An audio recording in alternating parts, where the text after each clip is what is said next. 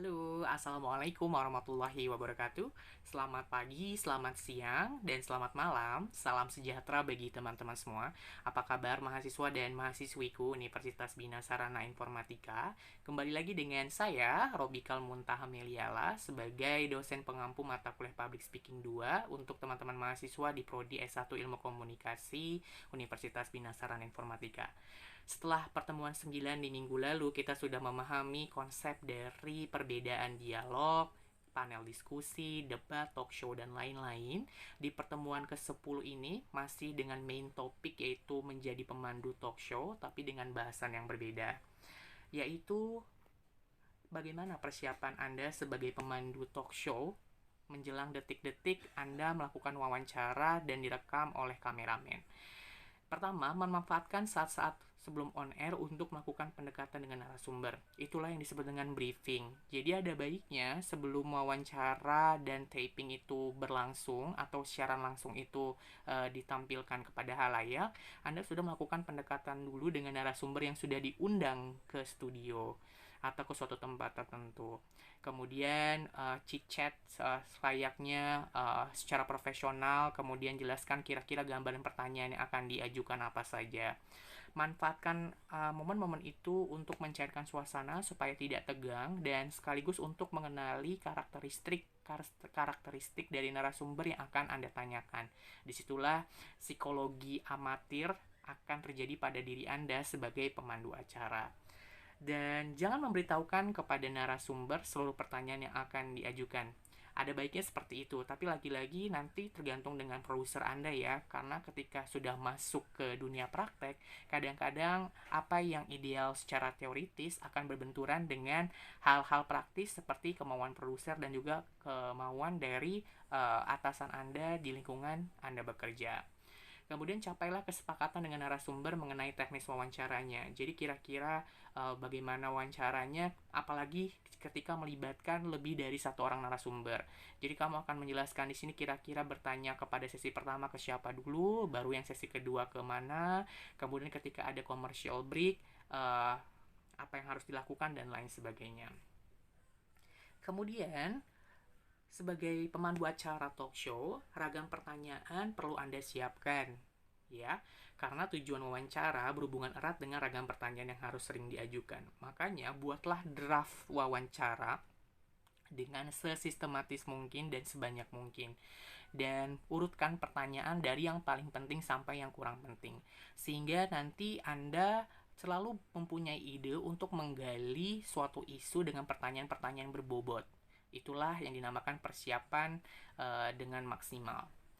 Pertanyaan sebaiknya pendek, sederhana, kata-katanya mudah dimengerti dan mengundang jawaban. Itu lebih baik dibandingkan Anda menggunakan pertanyaan dengan sistem kalimat majemuk bertingkat yang bertele-tele yang nanti akhirnya membuat narasumber juga bingung untuk menjawab yang mana.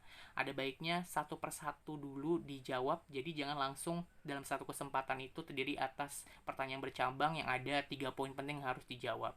Misal, sebagai Menteri Pendidikan dan Kebudayaan, bagaimana menurut Bapak Nadiem tentang kualitas pendidikan guru sekolah dasar sekarang di Indonesia?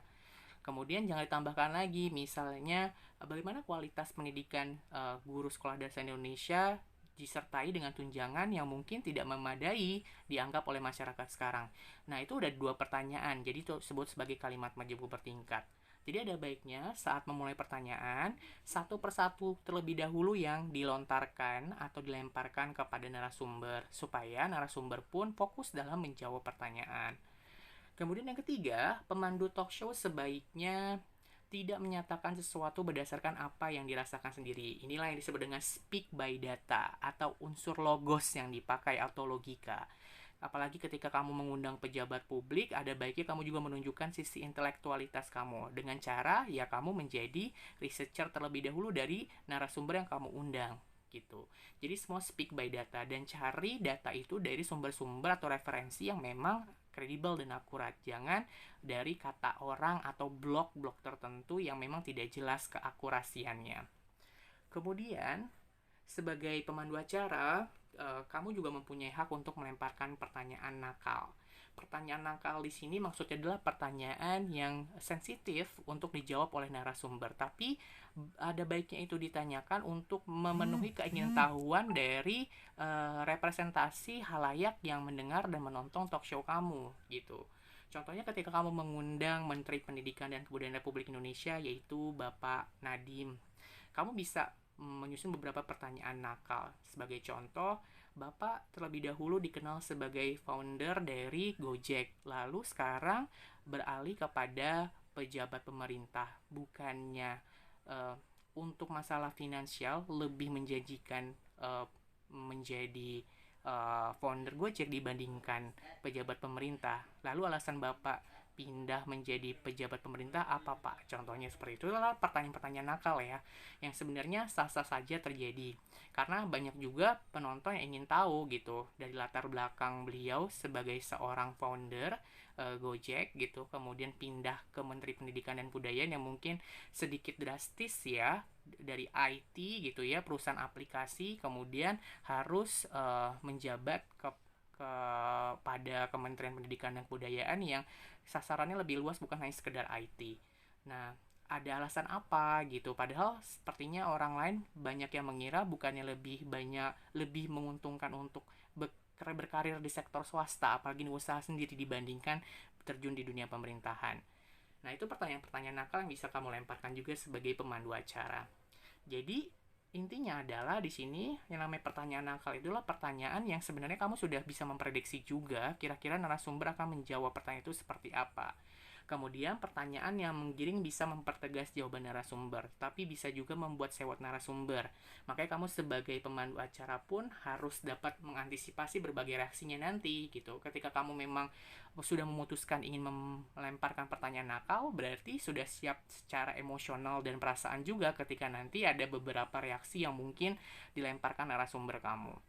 Dan jangan ikut merasa panas jika narasumber menjadi sewot. Nah, ini terkait dengan profesional dan tidak baperan gitu. Apalagi kamu yang memulai terlebih dahulu untuk melemparkan pertanyaan-pertanyaan nakal kepada narasumber yang ada di studio kamu. Kemudian, nah selanjutnya humor dan celutukan itu menjadi intro atau intermezzo yang baik dalam wawancara agar suasana tidak terlalu kaku dan bisa mencair. Tapi jangan terlalu banyak juga, karena porsinya terlalu banyak akan mempengaruhi kapasitas keseriusan dari program talk show yang sedang kamu bawakan gitu. Jadi humor dan cetukan itu hanya sekedar bumbu, jangan terus-terusan melucu karena lagi-lagi ini bukan acara talk show yang sifatnya slapstick gitu ya. Kemudian bukan lawakan atau program lawakan. Dan ingat juga tidak semua narasumber itu peka dengan guyonan. Makanya penting kita melakukan briefing di awal acara sebelum syuting atau sebelum typing, yaitu untuk menyatukan perasaan dulu. Apakah dan penilaian dulu kita sebagai pemandu acara, apakah kira-kira narasumber saya ini akan asik atau enak ketika dibawa humor ke seperti ini atau tidak karakternya. Nah, psikologi amatir kamu itu harus digunakan saat briefing itu. Itulah pentingnya kamu mempelajari psikologi komunikasi sebagai anak komunikasi gitu. Nah, kadang-kadang kita mendengar kata-kata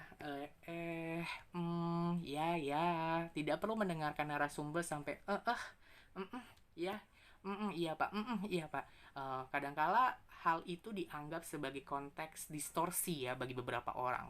Bahkan dianggap tidak sopan ketika kamu selalu memberikan respon kepada setiap jawaban narasumber dengan iya.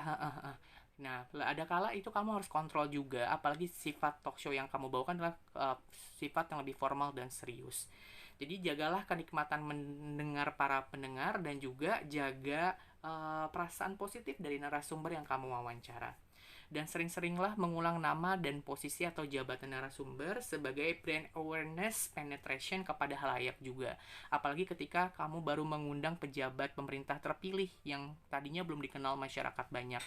Jadi lebih banyak menurut Bapak X bagaimana tentang situasi menurut Bapak X, jadi lebih banyak untuk menggunakan sapaan namanya dibandingkan hanya sekedar sapaan Bapak atau Ibu. Karena ini membantu brand awareness penetration juga kepada masyarakat untuk lebih mengenal dekat pejabat pemerintah atau pejabat publiknya. Gitu ya. Jadi kira-kira hindari untuk selalu memberikan jawaban atau respon jawaban narasumber dengan ya gitu ya. Karena kadangkala itu dianggap sebagai hal distorsi atau gangguan dan bagi beberapa orang itu dianggap tidak sopan. Baik teman-teman, itu saja yang saya ingin sampaikan di pertemuan 10 ini. Semoga penjelasan saya dapat dimengerti dan bermanfaat bagi teman-teman semua. Salam sehat selalu dan semangat produktif berkarya dari hari ke hari. Assalamualaikum warahmatullahi wabarakatuh.